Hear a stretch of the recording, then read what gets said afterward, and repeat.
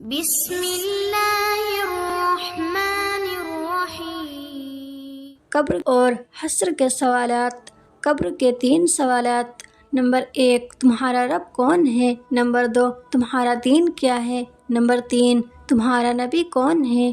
حشر کے 5 سوالات۔ نمبر 1، اپنی عمر کہاں گزاری؟ نمبر 2، جوانی کن کاموں میں خرچ کی؟ نمبر 3، مال کہاں سے کمایا؟ نمبر 4، اور کہاں خرچ کیا؟ نمبر 5، اپنے علم پر کیا عمل کیا؟ اے اللہ، قبر اور حشر کے سوالات ہم پر آسان فرما، آمین۔ ایمان کیا ہے؟ دل سے اعتماد یعنی وشواس رکھنا، اور زبان سے کہہ کے اقرار کرنا اور شریر سے عمل کرنا، اس کو ایمان کہتے ہیں۔ ایمان کے 6 ارکان۔ نمبر 1، اللہ پر ایمان لانا۔ نمبر 2، اللہ کے فرشتوں پر ایمان لانا۔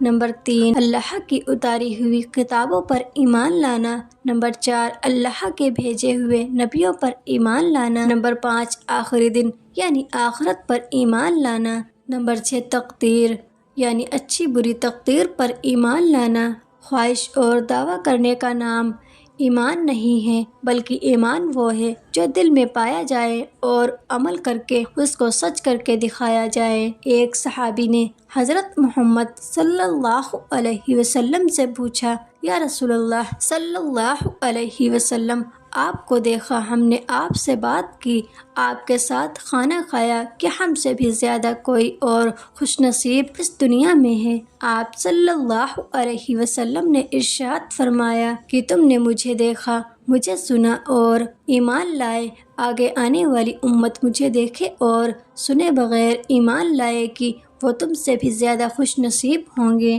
ایک مرتبہ حضرت فاطمہ رضی اللہ تعالی عنہا تندور پر روٹی لگا رہی تھی اور ساتھ میں آقا محمد صلی اللہ علیہ وسلم کھڑے دیکھ کر مسکرا رہے تھے اور فرمایا، کیا ایک روٹی میں لگا دوں؟ پھر آپ صلی اللہ علیہ وسلم نے تندور میں ایک روٹی لگا دی۔ پھر حضرت فاطمہ رضی اللہ تعالی عنہا نے کہا، بابا روٹی تو پک ہی نہیں رہی۔ پھر آپ صلی اللہ علیہ وسلم نے فرمایا، جس چیز کو میں ہاتھ لگا دوں اس پر آگ حرام ہو جاتی ہے۔ سبحان اللہ۔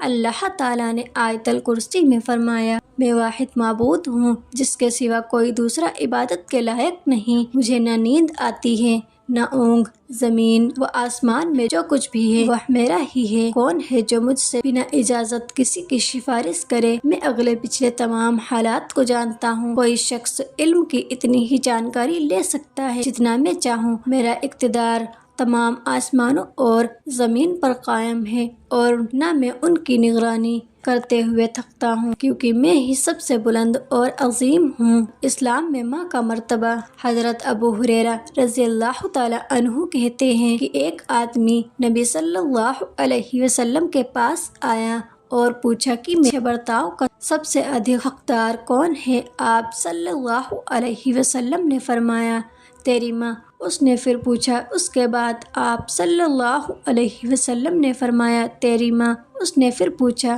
کہ اس کے بعد؟ آپ صلی اللہ علیہ وسلم نے فرمایا، تیری ماں۔ اس نے چوتھی بار پوچھا کہ اس کے بعد؟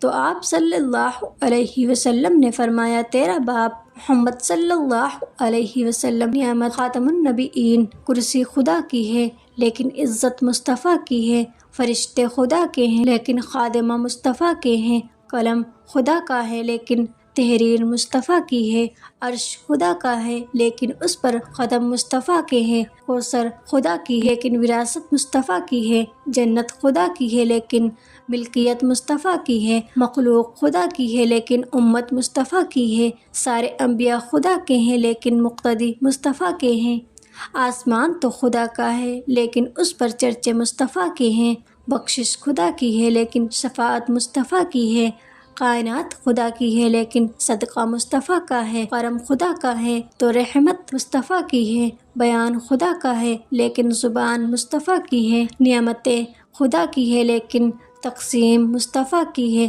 الصلاۃ والسلام علیک یا رسول اللہ۔ ایک بزرگ سوکھی روٹی پانی میں ڈبو کر کھا رہا تھا۔ وہاں ایک فقیر آیا، اس نے صدا لگائی، ہے کوئی سخی یہاں جو مجھے کھانا کھلائے۔ بزرگ نے کہا سامنے والے گھر میں امام حسین رہتے ہیں، وہ سخی بھی ہیں۔ فقیر وہاں گیا اور پیٹ بھر کر کھانے کے بعد بولا تھوڑا کھانا اور مل سکتا ہے؟ امام حسین نے پوچھا کس کے لیے؟ فقیر نے کہا سامنے بیٹھا بزرگ سوکھی روٹی کھا رہا ہے، اس کے لیے۔ حسین رضی اللہ تعالی عنہ مسکرائے اور کہا یہ گھر انہی کا ہے، ان کا نام حضرت علی رضی اللہ تعالی عنہ ہے۔ سبحان اللہ۔